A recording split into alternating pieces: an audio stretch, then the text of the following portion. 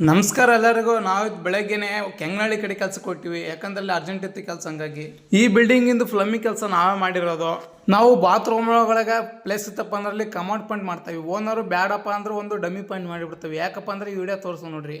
ನಾನು ಕಳೆದ ವಿಡಿಯೋದಾಗ ಹೇಳಿದ್ದೆ ಬಾತ್ರೂಮಿಗೆ ಪ್ಲೇಸ್ ಇತ್ತು ಅಂದ್ರೆ ಕಮೌಂಟ್ ಪಾಯಿಂಟ್ ಮಾಡ್ತಾವಂತ. ಯಾಕಂದ್ರೆ ಅವ್ರು ಅಲ್ಲಿ ಕಮೌಡ್ ಹಾಕೊಳ್ಳಿ ಬೀಳಿ ಒಂದು ಪಾಯಿಂಟ್ ಎಕ್ಸ್ಟ್ರಾ ಬಿಟ್ಟಿರ್ಬೇಕು. ಯಾಕಂದ್ರೆ ಅವರಿಗೆ ಮುಂದೆ ಅವಶ್ಯಕತೆ ತಪ್ಪಂದ್ರೆ ಯಾಕೆಂತಾರೆ. ಅದೇ ತರ ಈ ಬಿಲ್ಡಿಂಗ್ ಆಗಿರೋದು. ಈ ಬಿಲ್ಡಿಂಗ್ ನ ಕೂಡ ಕಮೌಡ್ ಪಾಯಿಂಟ್ ಬೇಡ ಅಂತ ಹೇಳಿದ್ರು. ಅವ್ರಿಗೆ ಇಂಡಿಯನ್ ಸಾಕಂತ ಹೇಳಿದ್ರು. ಅವ್ರಿಗೆ ಅದ್ರ ಬಗ್ಗೆ ಸ್ವಲ್ಪ ಮಾಹಿತಿ ಹೇಳಿ ಮ್ಯಾಗ ಮಾಡಂತ ಹೇಳಿದ್ರು. ಅವಾಗ ಮಾಡಿದ್ವಿ ನಾವು. ಇವಾಗ ಅದೇ ಪಾಯಿಂಟ್ಗೆ ಕಮೌಡ್ ಫಿಟ್ಟಿಂಗ್ ಮಾಡ್ತಾ ಇದಾವೆ. ಈ ಉದ್ದೇಶಕ್ಕೆ ನಿಮಗೆಲ್ಲ ಹೇಳಿದ್ದು, ಯಾರು ಮನೆ ಕಟ್ತಾ ಇದ್ರೆ ಯಾವ್ದೋ ಪ್ಲಂಬರ್ ಅಲ್ಲಿ, ಎಲೆಕ್ಟ್ರಿಕಲ್ ಮತ್ತೆ ಗಾರೆ ಕೆಲಸ ಅಲ್ಲಿ ಏನಾರ ಪಾಯಿಂಟ್ ಮಾಡ್ತಾವ ಅಂದ್ರೆ ಮಾಡಿಸ್ಬಿಡಿ. ನೆಕ್ಸ್ಟ್ ಮಾಡ್ತಾವ ಅಂದ್ರೆ ಯಾವ್ದೇ ಕಣಕ್ ಆಗಲ್ಲ. ಅದ ಮಾಡ್ಬೇಕು ಅಂದ್ರೆ ಮತ್ತೆ ಬಹಳ ಖರ್ಚಾಗುತ್ತೆ.